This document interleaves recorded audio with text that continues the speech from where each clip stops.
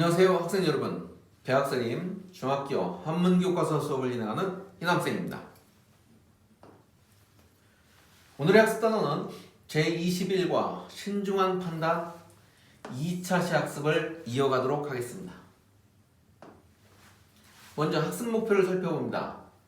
첫째, 한자로 이루어진 성어의 의미를 이해하고 맥락에 맞게 활용한다입니다. 오늘 4개의 한자 성어를 학습하도록 하겠습니다. 두 번째, 문장의 유형을 구별한답니다. 문장의 유형은 이미 전 시간에 학습한 바와 같이 어떤 사실이나 개념 정의 등을 말하는 평서문, 답을 요구하는 의문문, 그다음에 뭐뭐를 하라, 마라 라고 하는 명령문, 그리고 기쁨, 슬픔, 탄식, 감탄 등을 나타내는 감탄문이 있습니다. 자, 이제 먼저 한자 성어를 살펴보도록 하겠습니다. 첫 번째, 삼인성호, 그 다음 묘항혈영, 막역지우, 결자해지입니다.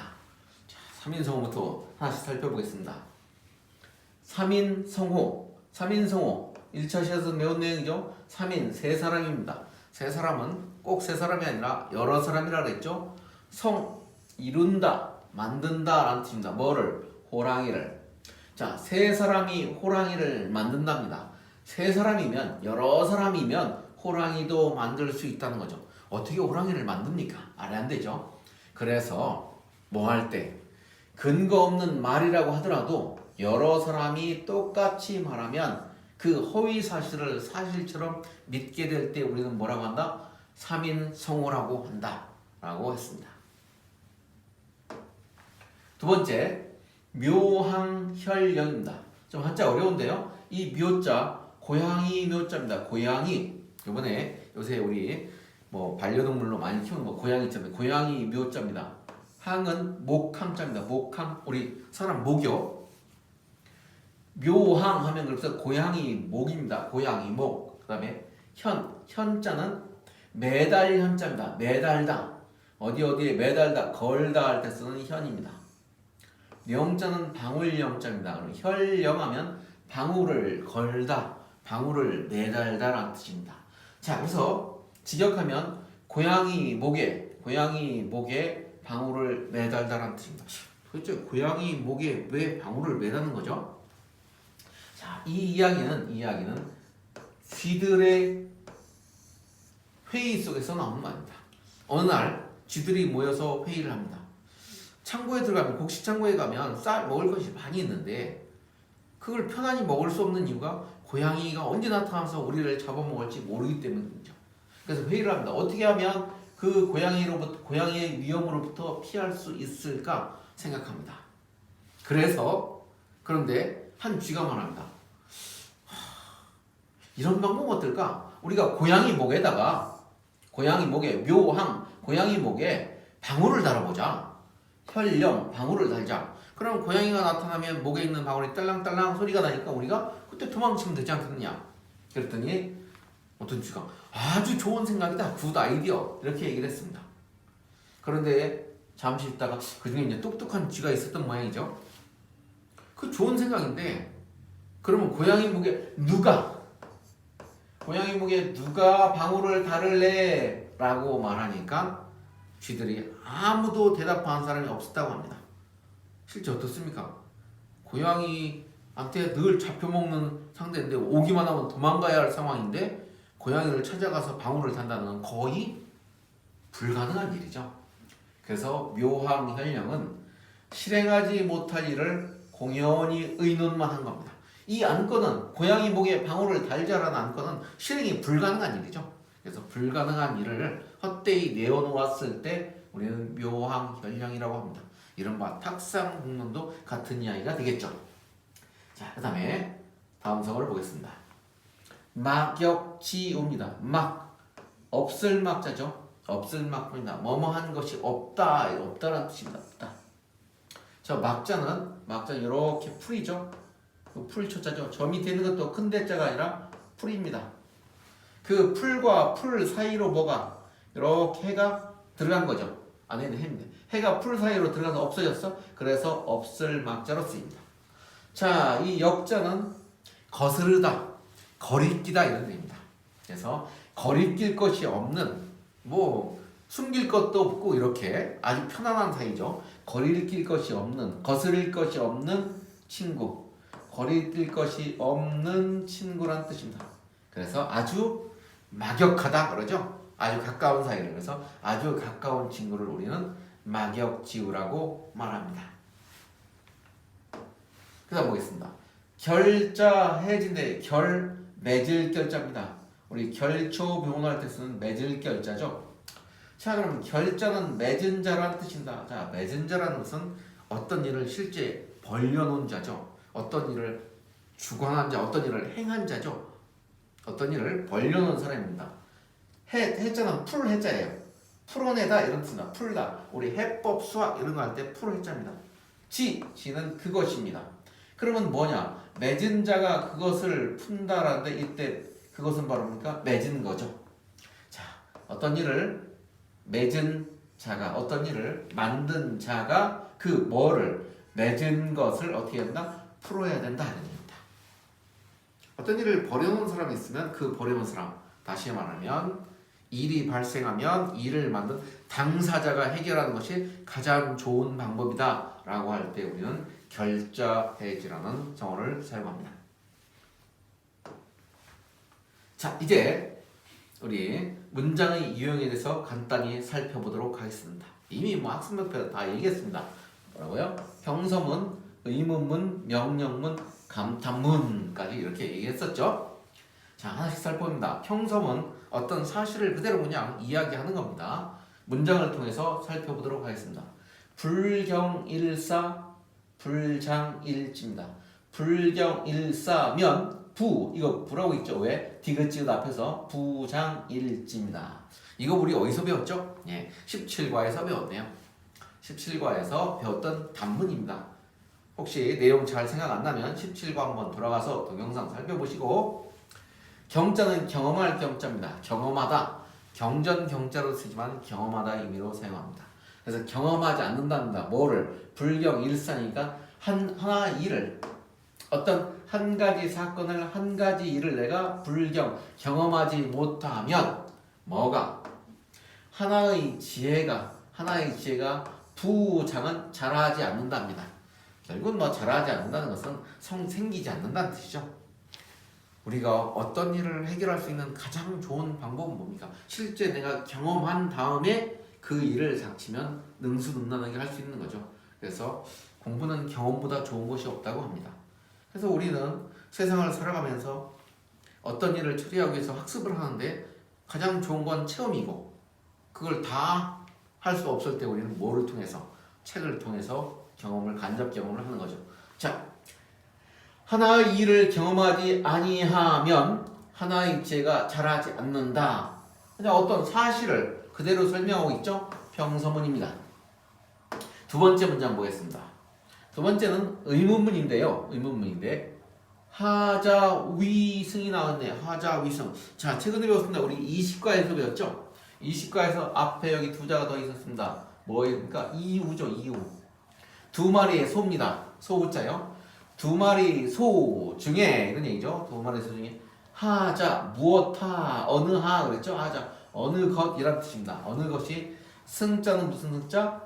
이길 승자인데 나을 승, 뛰어날 승으로 쓰인다. 어느 것이 여기서 나은가, 뛰어난가라는 뜻입니다. 자, 위자가 오면 형용사 앞에 위자가 오면 뭐라? 뛰어난 것 중에 가장, 더 이런 의미를 갖는다 그랬죠. 그래서 더라고 해석합니다. 어느 것이 더 뛰어난가, 어느 것이 더 나은가라는 의미가 되겠습니다. 두 마리 소 중에 어느 것이 더 나은가, 어느 것이 더 낫냐 물어왔죠. 그러니까 뭡니까? 의문문이 되겠습니다. 그래서 이때 의문사 뭐가 쓰였다? 어느 하자가 쓰였다. 어느 하, 무엇 하자가 써서 어느 것이 의문사 하에 의해서 의문문이 됩니다. 어느 것이 더 나은가 되겠습니다. 그래서 의문문을 만든 방법은 의문사가 오거나 아니면 뭡니까? 의문주사 호자가 일반적으로 보게 됩니다. 자, 그다음 이제 명령문을 보도록 하겠습니다. 명령문은 일반적으로 뭐뭐 하지 말라 또는 뭐뭘 해라 이렇게 우리말로 번역이 되죠. 보겠습니다. 기소불역 물시어인 역시 우리 18과 좋은 친구에서 배웠던 지문을 그대로 가져왔습니다. 여러분들이 18과를 한번 들어가서 영상 살펴보시기 바랍니다. 기소불역, 기 자기 기자죠. 소자는 바소자입니다. 뭐뭐한 바. 그래서 뒤에 거 동사가 와서 동사를 명사화 시킨다 그랬죠. 그래서 하고자 할 욕자입니다. 불욕, 하고자 하지 않다죠. 그래서 하고자 하지 않는 것 되겠습니다. 뭐를? 자기가 하고자 하지 않는 것, 자기가 하고 싶지 않은 것이라는 뜻입니다. 물 됩니다. 물. 그래서 물은 뭡니까? 뭐뭐 하지 말라죠. 뭐뭐 하지 말랍니다. 말물자입니다. 뭐 금지사입니다. 금지를 나타내는 말이죠. 그래서는 시어인이에요. 시는 베풀 시자입니다. 베풀다. 누구누구에게 뭐뭐를 시행하다 알 뜻입니다. 어인은 이는 일반적으로 타인이죠. 타인에게, 남에게 라는 뜻입니다.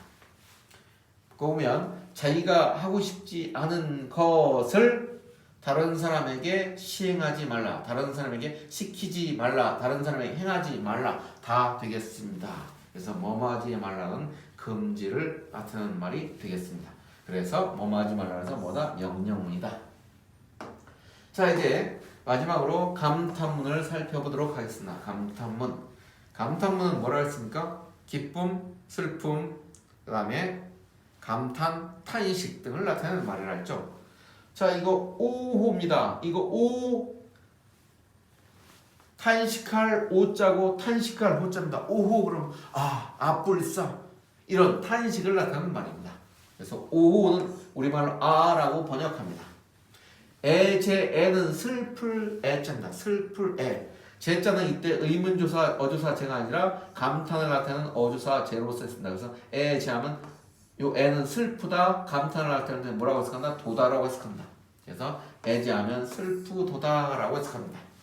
그래서 오 애제라, 슬프도다 라는 뭐를 나타냈죠? 슬픔의 탄식을 표현하고 있죠. 감탄문입니다. 자, 다음 문제를 풀어보도록 하겠습니다. 다음은 어떤 성어의 유래에 해당되는가 그랬습니다. 이건 뭐 1차 시에서 배웠는 거 똑같네요. 빠르게 해석해 봅니다. 금일인 언시유호 왕신지호 부. 지금 만약 한 사람이 시장에 호랑이가 있다고 말하면 왕은 그것을 믿겠습니까? 부. 믿지 않겠다. 라는이죠. 그래서 뭐의 준말이다? 불신의 준말이다. 이렇게 얘기한 것 같습니다. 불신, 그것을 믿지 않겠다. 이인 언시유호면 왕신지호. 두 사람이 시장에 호랑이가 있다고 말하면 왕은 그것을 믿겠습니까? 과인 의지의리라. 과인은 왕을 나타내죠. 나는 그것을 의심할 것이다. 그렇지 않을 것이라고 의심할 거라는 거죠. 반 뭡니까? 그러니까 반은 믿고 반은 어떻게 한다? 종인대로 그대로 의심한다. 아니다라고 100% 결정한 것이 아니라 반은 믿고 반은 의심한다는 반신반의입니다. 세 사람이 시장에 호랑이가 있다고 말하는 왕은 그것을 믿겠습니까? 과인 신기이라. 나는 그것을 믿게 될 것이다. 그래서 뭡니까? 세 사람이 호랑이를 있게 한다. 유자 대신에 뭔자를 갖다 바꿔서라 성자로 바꿔서서 3인성어라는 말이 나왔다. 3인성어에 해당되는 말이 되겠습니다. 자, 나머지는 간단하게 좀 살펴보면 어떻게 되겠습니까? 일일 지구는 하룻강아지죠. 하룻강아지, 범소온 진물을 할 때 하룻강아지, 하루를 사는 개란 뜻입니다. 조삼모사는 원숭이 얘기죠. 아침에 3개, 저녁에 4개 준다. 결국은 그래서 총 7개를 주는데 아침에 4개 주고 저녁에 3개 주고 거꾸로 얘기했더니 원숭이들이 기뻐했다. 그래서 윗사람이 원숭이 사육사가 원숭이들을 농락할 때 사용한 말이다 그랬죠. 상대방을 속임수로 꿰어서 속일 때 쓰는 말입니다. 3인성어고요. 부드코자는 호랑이 새끼죠. 호자 나왔습니다. 여기 호자. 호랑이 새끼를 얻지 못한다. 뭐에 나온 말입니까? 호랑이 굴에 들어가지 않으면 호랑이 새끼를 얻지 못한다. 어떤 일을 뭐야? 실제 내가 경험을 해야 결과를 얻을 수 있다라고 할 때 쓴 말이고요. 그다음에 호가호위는 여우호자입니다. 여우호자. 호랑이 호자죠. 여우가 호랑이의 위험을 빌릴 가짜죠. 그래서 남의 권세를 빌려서 행세할 때 호가호위라는 말을 쓴다라고 학습한 적이 있습니다. 자, 기업과 같이 반응한 이유에 해당하는 표현으로 알맞은 것은 그렇습니다. 읽어보겠습니다. 쥐들이 모여서 회의를 합니다. 어떻게 하면 고양이를 피할 수 있지? 쥐. 고양이 목에 방울을 달면 어떨까? 고양이 목에 방울을 달면 어떨까? 라고 얘기하는 거예요. 이게 바로 뭡니까? 고양이 목에 방울을 달다? 묘항혈령이죠. 묘항혈령. 기억합니까? 고양이 목에 방울을 달다. 자, 쥐들이 말합니다. 좋은 생각이야. 방울 소리를 들을 수 있다면 걱정할 거 없지. 왜? 듣고 도망가면 되니까. 근데 참 쥐 세 번째 쥐가 똑똑한 것 같습니다. 그렇긴 한데 누가 고양이 목에 방울을 달 거야? 쥐들 아무도 대답하지 않았다. 왜 대답하지 못했죠? 고양이 목에 방울을 달 수 있는 상황이 아니기 때문에 그렇죠. 그래서 고양이 목에 방울을 달 수 없다. 불가능을 나타내는 말 찾아보면 되겠죠. 갈수록 태산이다라는 말은 갈수록 상황이 점점 더 꼬여가고 엉켜지고 복잡해지는 걸 말하는 거죠. 아니고 바람 앞에 등불은 매우 위태로운 상황을 나타내는 말이니까 역시 아닙니다. 까마귀 날자 배 떨어진다라는 뭡니까? 우연한 일치로 남에게 오해를 받을 경우에 쓴 말이죠. 서두르면 오히려 그르치는 법이다. 욕속불달이라 그래서 어떻게 합니까? 바쁠수록 단계별로 밟아가야 된다라는 말이죠. 서두르면 오히려 그르칠 수 있다. 글자 그대로입니다. 바로 뭡니까? 나무에 올라 물고기를 구하는 격이죠. 나무에 올라 물고기 구하는 거 가능합니까? 안 가능하죠. 그래서 우리는 불가능한 일을 나타나는데 물고기 잡으려면 강가를 가야죠. 나무에 올라서 물고기 구하는 것. 우리 그런 걸 뭐라고 했습니까? 이른바 그걸 뭐로 표현한다 그랬죠? 연못구어라고 얘기했죠. 연못구어. 연못구어는 뭡니까? 나무에 올라가서 물고기를 구한다는 뜻으로 불가능한 일을 나타낼 때 쓴 말이다 그랬습니다. 자, 연못구어를 한자로 좀 한번 써볼까요? 연목입니다. 나무에 쫓아 올라갑니다.